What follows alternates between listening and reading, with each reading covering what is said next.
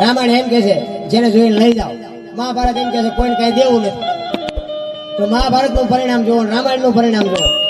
આપણને માર્ગ બતાવવા માટેના બે ગ્રંથો છે. રામ વનમાં જ્યાં હોય ન જ્યાં હોય આપણને કઈ ખબર નથી. બધા કહે છે આપણે કેવી, પણ આ આવડા બાજ્યા કે આટલા મર્યા જે કર્યું હોય આપણને કઈ ખબર, આપણે અહીંયા હતા નહીં. પણ કહેવાનો મતલબ કે એનું રિઝલ્ટ આપણે સાંભળો શું આવ્યું. ભીષ્મ જેવા તમે વિચાર તો કરો ભલામણા, એને છેલ્લે બાણની પથારી માટે હોવું પડ્યું. કેવો ભીષ્મ, કેવી બાપુ ગંગા માં જનેતા, તેનો દીકરો એને છેલ્લે આમાં હોવું પડે તો આપણી શું હેસિયત શું હતી. અરે એમના દૂત જેનો જીવ લેવા આવે અને દૂત જીવ લે એ વખતે ભીષ્મ એમ કે છે અત્યારે તમે વ્યાજો 6 મહિના પછી આવજો. પોતાના મૃત્યુને રોકીએ કે એવો સિદ્ધ પુરુષ, વિચાર કરજો.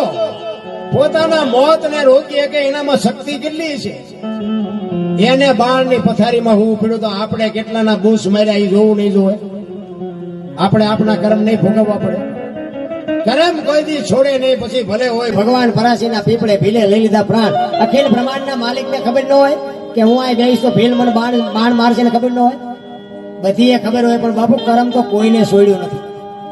જોકે મને આમાં કર્મમાં ભવમાં એમાં કઈ ખબર નથી પડતી, પણ આ બધા કહે છે એટલે કહું. એટલે હું તો એમ કહું કે ભવ છે, ભવ ની વાતો કરે.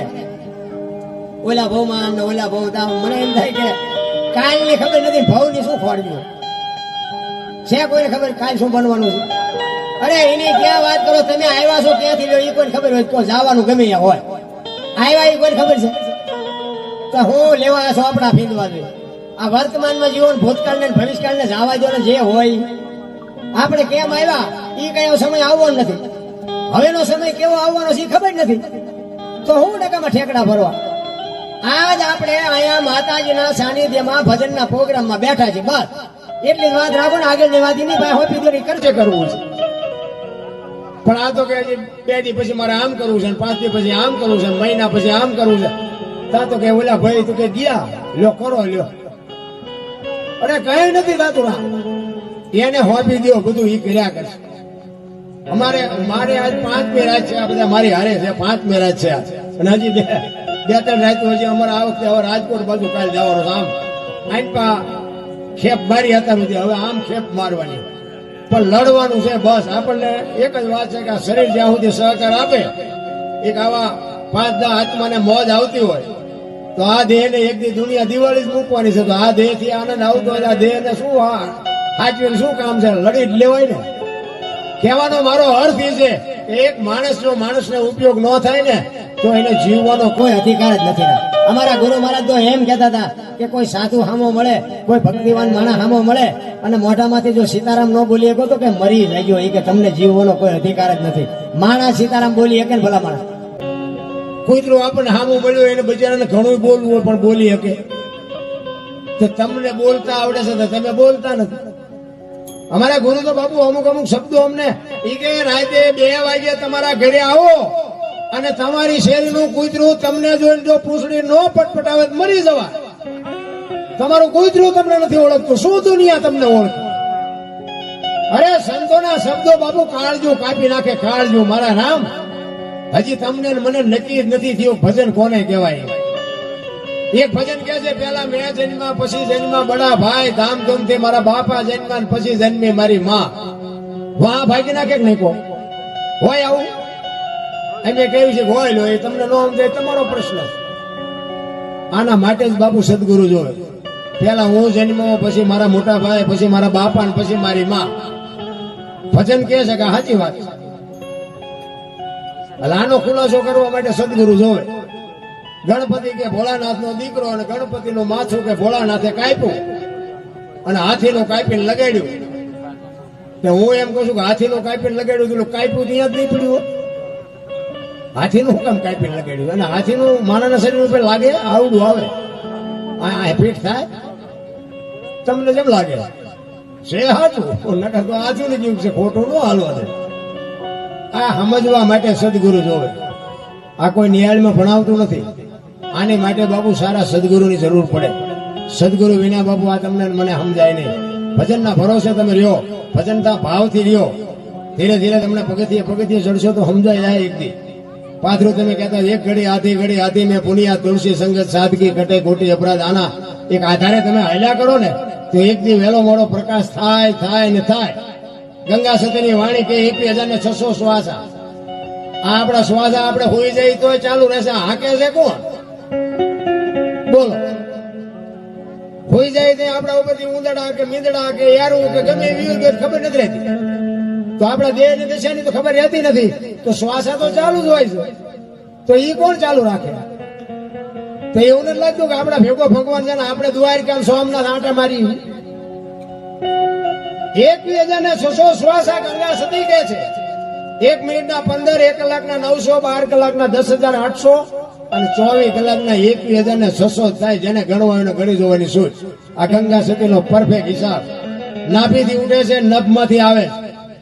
આ બોલે બીજો નહીં, પરમેશ્વર છે પોતે. અકલ મઠા અવળા મથે બહાર જઈને ગોતે.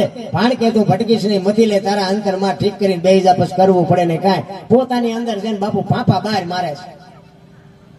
એટલે ઘણા એમ કે આવું કઈ હોય નહીં, આવું કઈ પણ નો જ હોય ને. તમે રખડો છો સરના, ખોટા સન્નામાં રખડો છો એટલે તમને કોઈ દી જિંદગીમાં નો મેળ પડે. આ સિટીમાં તમે જાઓ ને, વધારે પડતા ભણ્યા હોય ને એ તો અમને એમ કે એકચ્યુઅલી આવું કઈ હોય જ નહીં, સાલા ખોટા ઉજાગરા કરે. હવે એકચ્યુઅલી ના દીકરાઓ જીવ છે ને, શિવ માંથી જુદો પડેલો ટુકડો છે. જીવ શિવ એક ક્યારે થાય? ભજન થી થાય. પૈસાથી, બુદ્ધિથી, વિજ્ઞાનથી ન થાય. અને ઈવડે છે ને પૈસા જ્યાં છે ને ત્યાં રોગે એટલા છે, તમારે જોવું જોઈ લેવાનું. અને એ બાપુ આવ્યા ને બે હાથ જોડીને કહે છે બોલો બાપુ શું જોઈશ? અખિલ બ્રહ્માંડ નો માલિક ધ્રુજવા મંડી ગયો. આનું બૈરું માગવું પણ કેમ? અને મગાય અખતરો કરી દેજો કોક ના કરી દે. આ પતે આપણે માગીએ નથી એકી, એમને માગે તો દઈ એકી એમ નથી. અને અખતરો આપણે કઈ કરવાનો નથી. જલા બાપા કે બાપુ આટલી વાર ન હોય, શું જોવે છે માગો. માંડ બોલી કે મારું શરીર વ્રત થઈ ગયું છે, મારું બાવડું પકડે એવું નથી કોઈ, મને બટકો રોટલો કરી દે એવું કોઈ નથી. જો આપી તો તારું બૈરું મને આપી દે. કેવડી મોટી વાત કહેવાય. મારા રામ તમે વિચાર તો કરો. જલિયાણ વિચાર કરે છે કે બૈરું આપવામાં મને કાંઈ વાંધો નથી, પણ વીરબાઈના મનમાં શું હોય છે? અને રસોડામાં રોટલા કરે ને ત્યાં જલા બાપા જઈને કહે છે કે હા ભીડ્યો એ લોટ વાળા હાથે બાપુ માં ભગવતી વીરબાઈ જોગમાં બહાર આવે હો. એ કે એક સાધુ દક્ષિણા માગે છે કે આપી દો ને. એ કે પણ એની માગણી જેવી તેવી નથી. કે પણ જે માગે આપણે રાખી. જો બાપુ આને પતિ પત્ની કહેવાય, અડધું અંગ આને કહેવાય. શિયાળિયું સીમ કોર તાણતું, ગુજરું ગામ કોર તાણતું, એને પતિ પત્ની ન કહેવાય. એ તો કહેવાનું જ હોય કે અમારી વહુ છે, બાકી તો ધરીને ગળે આવી ગયા હોય. પણ એક તો કહેવાય કે વહી જાય મેળે માંડ પડ્યો હોય. અડધું અંગ એને કહેવાય કે પત્નીની વાત પતિ સમજી શકે અને પતિની વાત પત્ની સમજી શકે. એને બાપુ પતિ પત્ની કા એક મતા તો સરગાપુરમાં સતા બાપુ મહાપુરુષોને કહેવું પડ્યું છે. જલા બાપાની આંખોમાં જળજડી આવી ગયા કે મારે કેમ કેવું તારી માગણી કરે છે. શું કામ કે તમે ઢીલા પડી ગયા? શું માંગ્યું હોય કે જે માગણી દઈ દો ને? શું કામ તમે જળજડી આવી ગયા? હું તમને દુઃખ છે? એ કે દુઃખ બીજું કાંઈ છે નહીં, પણ એની માગણી જેવી તેવી નથી. એમ કહે છે કે તારું બૈરું મને આપી દે. તમારી માગણી કરે છે. અને તેથી બાપુ આ ભારતની આર્ય નારીની કહું મડી તૂટવા હો ભાઈ. વાહ બાવલિયા વાહ. ભક્તિની વેલણી તો વર્ષોથી આલી આવતી હતી, પણ આજ એ વેલણીને ફળ આવ્યા એવું મને લાગે છે. મારા બાપાએ તમને હાથ હોપ્યો છે ને એ હાથ જો બાવાને હોપી દો તો મને જવામાં વાંધો નથી. બાપુ કેવી ભગવતી છે. અને બાવડું પકડીને બાપુ જલા બાપા આવ્યા હો. કેવું ચિત્ર છે. આપણે અત્યારે યાદ કરીએ તો આપણા રૂવાડા ઉભા થઈ ગયા. એ બન્યું તેથી શું હશે ભલા માણસ. અને અખિલ બ્રહ્માંડના માલિક ભાઈ આવીને કહે છે બાપુ બૈરું જોવે છે ને? તો કે હા. એ કે આલ્યો આમ બાવડું પકડાઈ દીધું. એ આમ બાવડું પકડાયું તેથી સદાધારની ગાદી ઉપર આપા કીધા હતા. અને બાવડું પકડાયું તો સતાધારમાં એની હાથે ટોકરા ને આરતી ને નગારા ને બાપુ મીડા વાગવા હો રાતે. બધા જાગી ગયા. બાપુ આ શું કૌતુક થયું? આપા ગીગા વીરપુર ની બજાર સામે નજર કરીને કે કાંઈ છે નહીં, હોઈ જાવ. પણ બાપુ એને હાથે વાગવા માંડ્યું. બન્યું શું? એ કે કાંઈ નથી. વીરપુર ની બજારમાં લુવાણાના દીકરાએ વીજળીના ચમકારે મોતી પરોવી લીધું. બસ વાત આટલી છે, બીજું કાંઈ છે નહીં. નારાયણ કાંઈક એક ઘડી આધી મેં પુણ્યાત 24 કલાકમાં મારા બાપ કાંઈક કરી લેજો ને એ તમારી મારી ભેગું આવવાનું છે. બાકી જે ભગવાન કાંઈ છે નહીં. આ રૂપિયા બંગલા ગાડીઓ છે ને બરોબર છે, બધાની આધુનિકતા પ્રમાણે આપણે બધું કરવું પડે, પણ આમાંથી ભેગું કાંઈ નહીં આવે. એક લખી લેજો, તમારું ને મારું અડધી કલાક જે તમે બેલેન્સ કર્યું ને એ જ તમારી ને મારી ભેગું આવશે.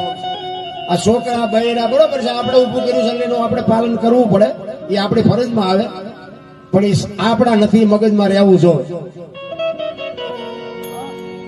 ભગવાન મૂંઝાઈ ગયો કે એને તો બૈરું આપી દીધું, મૂકવું ક્યાં? એ વીરબાઈ અને ભગવાન બે બાપુ જંગલમાં ગયા અને ઘેઘોર વડલો હતો ને આ વડલાના સાંયે વીરબાઈને બેહારી જોડીને ઝંડો બે આપ્યા અને ભગવાન કે હું હમણાં આવું છું, એ જીયો હજી નથી આવ્યો. આજે વીરપુરમાં જોડીને ઝંડો છે, તમે જાઓ તો કોક દીક દર્શન કરજો. એ હાથો હાથ મારા નાથે આપ્યો છે, આ ઈશ્વર. બાકી પછી ખબર પડે છે કે ઈશ્વર હતો એમ નથી. આપણી વચ્ચે કોઈક માણા હોય અને પછી વયો જાય, પછી એના જેવા જે કામ હોય એનાથી ઉકલતા હોય તો આપણે નથી કહેતા કે અરે અમારો કોઈ ભગવાન હતો, પણ હતો તેની હક ન લેવા દીધું કોઈ. હવે ભગવાન ઓલે શમશાન યાત્રા નીકળે ને આમ ટેકા દેવા થોડે. હવે આવા ટેકા દીધા હોત તો હજી 2 વર્ષ જીવે એવું હતું. ધોકા માર્યા છે ને હવે ટેકા, અરે કાંઈ છે ને રામ, એ દુનિયાના દેખા. હું તો એમ કહું દીકરાને ખાસ કહું કે મા બાપને બાપુ મિત્રો હું તમને હાથ જોડીને વિનંતી કરું છું, તમારા મા બાપના જો ખરાબ લાગશે તો તમને આશીર્વાદ મળશે તો તમને, હું તો ખાલી મારી ભલામણ છે, મા બાપને જાળવી લે. મા બાપને હાચવો ને જિંદગીમાં બાપુ. આખી દુનિયામાં ક્યાંય તમારે મા બાપના પગે લાગો ને, આખી દુનિયામાં ક્યાંય પગે લાગવા ન જવું પડે, આપણી ગેરંટી. પણ મા બાપની સેવામાંથી જેથી ચૂકી ગયા, મા બાપની આંતળી જેથી કકડી જતી, આ દુનિયામાં ઈશ્વર તમારી આંગળી ન પકડે. લાખો રૂપિયાના દાન કરો તોય ભલે, ભક્તિ કરો તોય ભલે, પુણ્ય દાન કરો તોય ભલે, ક્યાંય ચોપડે લખાય ને સમજી લેજો કે તમારો અને મારો દેહ, તમારો અને મારા મા બાપથી મારો તમારો દેહ બન્યો છે. તમારો ને મારો દેહ એક દેહ ને ચૂઈ અને મેન તમે દેહ બનાવ્યો છે. એક આપણી જનેતા 9 મહિના ઉદરમાં રાખે બાપુ, 1.5 કિલો 2 કિલો વજન, એક 50 ગ્રામ બાપુ, એક 9 કલાક તો પેટમાં રાખી દો, ખબર પડે. ઈ માં 9 મહિના ઉદરમાં રાખે, જન્મ આપે, લાલન પાલન કરે, અરે લોહીનું દૂધ કરીને તમને ને મને પાય, ઉછેર કરે, પાણા એટલા દેવ કર્યા હોય ત્યાં આપણા મોઢા ભાડ્યા હોય, અને ઈ દીકરા જીતી રોટલા દેવામાં વાંકા સુકા હાલે તો આપણને એમ થાય કે હવે આવા દીકરા હોય તો શું, ન હોય તો શું, ભલામણ કોઈ મતલબ નથી રામ.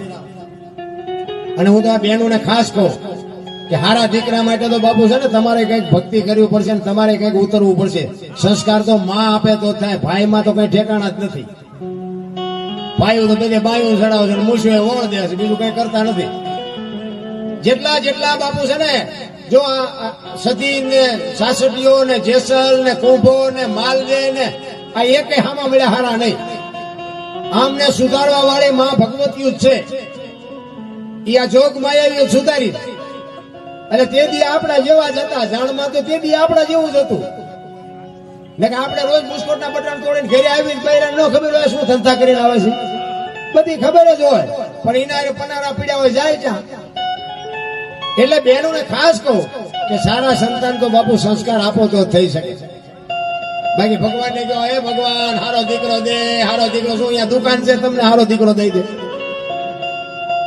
એની માટે તો બાપુ માં જો સંસ્કાર આપે ને, ધરાવીને ધાનનો નીપજે, કુડવીને માડું ન હોય, જે જકરા નીપજે, જેની જનેતા હોચલ હોય, મારી માં વગર બાપુ હારા દીકરા ન થાય. હું તો બહેનોને કહું કે ઉદરમાં સંતાનનો વિકાસ થતો હોય અને જન્મ થયા પહેલા રામાયણ કે ગીતાના 5-5 પાના વાંચજો. જો આપને ટેકો દેવું સંતાન ન થાય તો આપણે ભજન ગાવાનું બંધ કરી દઈએ. આ સંતોનો, શાસ્ત્રોનો બાપુ એનો કેટલો પાવર છે એ તમારે જોવું હોય. દીકરો હોય ને તો દીકરો, કે દીકરી હોય તો દીકરી, પણ બાપુ એમાં કાંઈ ન ઘટે જો આ ગ્રંથોની તાકાત આપી હોય. વહુ હારો ભેગા પૂરી જો હતા હોય તે છોકરા જેવા થાય. એમાં કઈ બાપુ શિવાજી રાણા પ્રતાપ નો થાય, ખોટી વાત. એ તો એવી જનેતા હોય રામ.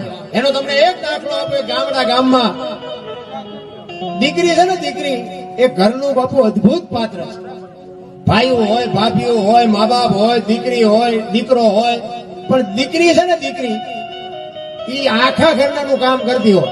ભાઈ કઈ કામ બતાવે તો દીકરી દોડીને કામ કરે, ભાભી બતાવે તો ભાભીનું કામ કરે, માં બતાવે તો માનું કામ કરે. પણ એ દીકરીને જેથી એનો બાપ કામ સીધે ને તેથી દીકરીની કહું તૂટે કે આજ મારા બાપાએ મને કામ સીધું. બાપુ દીકરીનો ને બાપનો જે નાતો છે ને એ અતૂટ નાતો છે.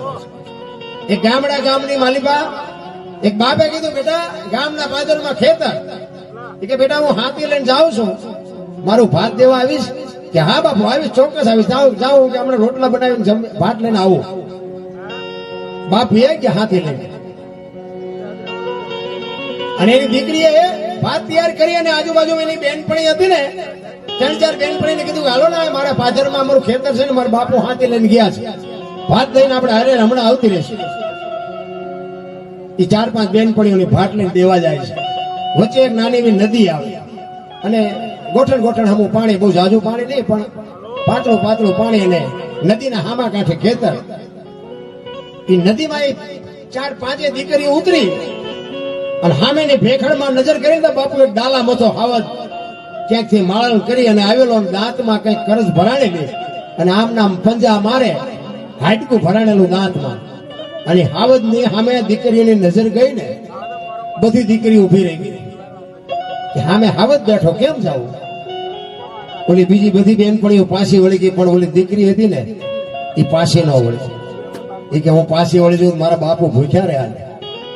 જો આ દીકરીમાં એટલો ફરક દીકરો હતો ઘર ભેગો થઈ જાય કે બાપા એક દિન ભૂખ્યા નહીં મરી જાય. દીકરીને એ વિચાર આવ્યો કે મારા બાપુ આજ આખો દી હાથી આગળ ભૂખ્યા રે આ નો આવે કઈ નહીં હું એકલી જાઉં. હાવજ નું ધ્યાન નથી. હાવજ બેઠો પંજાથી કરત કાઢે છે અને દીકરી આલીબાઈ પાણીમાં છબાંગ મડી પગલા માંડવા. હાવજ ને ખબર નથી કે માણા હાલ્યું આવે છે અને હાવજ ની પડખે બરોબર આમ દીકરી આવી ત્યાં દીકરીને વિચાર આવ્યો કે આને મોઢામાં કઈક ભરાણું લાગે છે અને આ ગમે એમ તો જાનવર છે ને હું ગમે એમ તો માણસ છું. બાપુ જો ખાનદાની બજારમાં મળતી હોત ને તો પૈસા વાળા આપણે હાટું વધવા જ ન દે. એને એમ થયું કે જાનવર છે એના મોઢામાં કઈક ભરાણું છે હું માણસ છું મારે આને કઈક મદદ કરવી જોઈએ. એ આમ ભાત બાપુ મૂક્યું હો કાંઠે અને આમ હાવજ ની આગળ આવી અને જેમ ડોબાનું મોઢું બાપુ જેમ માલધારી પકડે ને એમ હાવજ નું જડબું ચાલ્યું હો 17 વર્ષની દીકરી. હાવજ સમજી ગયો કે આ મને ભરાણું છે ને કાઢવામાં મને આ કઈક મદદ કરશે એટલે હાવજ બાપુ સ્થિર થઈ ગયો અને ઈ હાડકાની કરજ આમ કાઢે છે ને એમાં એક જુવાન બાપુ આમ નદીના પેટાળમાંથી એક ઘોડલી લઈને વિયો આવતો હતો. એવો બાપુ તરવરિયો જુવાન અને કાળી મકોડા જેવી ઘોડલી માથે બેઠો હતો. એ ચારે પગ હંકેલી નદીના પેટાળમાં વેતી મૂકેલી મણિકા જેવડા પીંડા ઉડાડતી ઘાટ કરતો આવતો હતો અને બાપુ આમ નજર આમ હાવજ ને જોયો ઘોડી આમ બ્રેક મારી ઘોડી ફડકી ગઈ અને જુવાનને એમ થયું મારી બેટી ઘોડી કેમ ફડકી ગઈ અને આમ જ્યાં નજર કરીને ત્યાં તો જણ ને બાપુ પરસો વળી ગયો. 17 વર્ષની દીકરી હાવજ નું ઝડપું ચાલીનું પેલી હોપાય પણ જણને એમ થયું વાહ અને હાવજ નું ઝડપું ચાલેલું ને એને મનોમન નક્કી કર્યું હતું કે લગ્ન કરું તો આના હારે બાકી આખી દુનિયાની દીકરીઓ માન બેન છે મારી માટે. જો આ પરખની વાત છે એ પારખ આવડવી જોવે અને દીકરીની નજર એની માથે ગઈ 4 નજર ભેળી થઈ પણ ત્યાં તો મોમના લાગી તોમના લાગી મોમ લૂણ વળુબા પાણી અને પાણી વળુબા લૂણ. એ દીકરીને વિચાર આવ્યો કે જો આવો ભરખાર લડે તો બાપુ બેડો પાર થઈ જાય મનકો મારો સુધરી જાય. એ હાવજ નું ઝડપું ચાલ્યું હતું ને એ બીજું કોઈ નતું બાપુ ભગવતી છત્રપતિ શિવાજી મહારાજની માં જીજાબાઈ હતી અને ઘોડા ઉપર બેઠો તો શિવાજી રાવ જેવા શિવાજી નો બાપ હતો. આવા જેથી મા બાપ હોય તેથી એવા દીકરા થાય. બધાને હારા દીકરા જોવે છે પણ એમ ક્યાં બજારમાં મળે. દીકરા 4 પ્રકારના હોય દીકરો પુત્ર ગગો અને છોકરો. દી વાળેનું નામ દીકરો કહેવાય. આ માતાજીનો હવન કર્યો ને આવા કઈક યજ્ઞ કરે ને એનું નામ દીકરો કહેવાય. પૂ નામના નરકમાંથી પિતૃતર્પણ કરી શ્રાદ્ધ કરી મા બાપનું તારણ કરી એનું નામ પુત્ર કહેવાય. ગામમાં કઈ ખરડો થતો ગામમાં હું લખાવું છું ઉપર મારી બાણ પૂછતો એનું નામ ગગો કહેવાય. અને સટી ફેરી હુતળી બાંધીને દારૂની કોથળીઓ તોડીને ધૂળમાં માથા ઘાલીને પીડ્યા હોય એ છોકરો કહેવાય. એ કયા ખાનાનું નામ છે જોઈ અમુક ભગવાન ને કહે ભગવાન એકાદો દીકરો દે. અમુક એમ કે હે ભગવાન આના કરતા ન દીધો હોત તો સારું. આપણને એમ કે આમાં હાચું શું છે ઈવડે આમ રોવે છે, નથી ઈવડે આમ રોવે છે. કાઉ જાજા કાગુલિયા ને કાઉ જાજા કપૂત, હકડી છે મયત ભલે ને હકડો ભલો સપૂત. હારો બાપુ જો એક દીકરો હોય ને તો બાપુ હાથ પેઢીઓના નામ ઉજળા થઈ જાય. હું તો બહેનોને એટલા માટે કહું કે દુનિયામાં ભાઈઓના કાંઈ ઠેકાણા નથી, પણ તમે જો મર્યાદા મૂકી દો તો હવે આ દુનિયામાં કાંઈ વધે એવું નથી. એમાં આ મોબાઈલે જે બાપુ અત્યારે બગાડ વધાર્યો છે, આખી દુનિયાને ખબર છે. આમાં મારે શું કહેવાનું હોય? હે, અત્યારે તમે જુઓ તો ભજન ને કથા ને માંડવા ને ધૂન ને મંદિર ને પ્રતિષ્ઠા બધું છે. તો હું એમ કહું છું કે આટલું બધું આ ભક્તિ ફાટી નીકળી છે, બગાડ ક્યાં નથી અટકતો? બગાડ ઉભો જ નથી થતો. આ બધા કામ આ ધર્મના થાય છે, ખોટા થાય છે, એ મારી વાત નથી, પણ ઊભું કેમ નથી રહેતું? વાત પણ સત્ય બાપુ કઈક છુપાય છે, 100%ની વાત છે.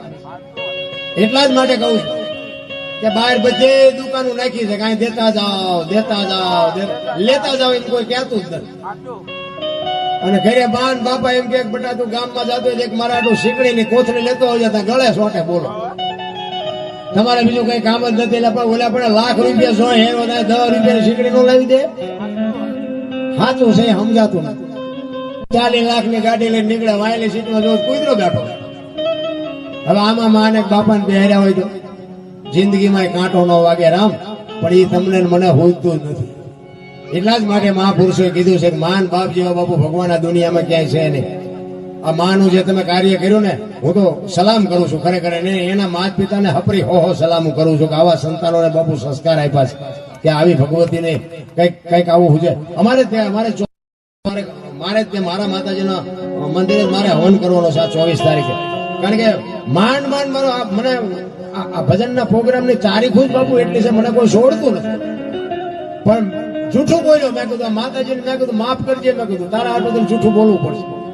એ 23-24 તારીખ મેં કીધું મારે 6 તારીખ એમ કહું તો મને માન છોડ્યો. 2 તારીખો ખાલી છે આખા મહિના. આ મારા સાક્ષી મારો દીકરો છે, પૂછો તમે. કહેવાનો મારો વિનય, ભલે બધા મારો ભાવ છે, મને બોલાવે છે, મને બજેટ આપે છે, મને લઈ જાય છે, મૂકી જાય છે, બધી મને કોઈ અગવડ નથી પડતી.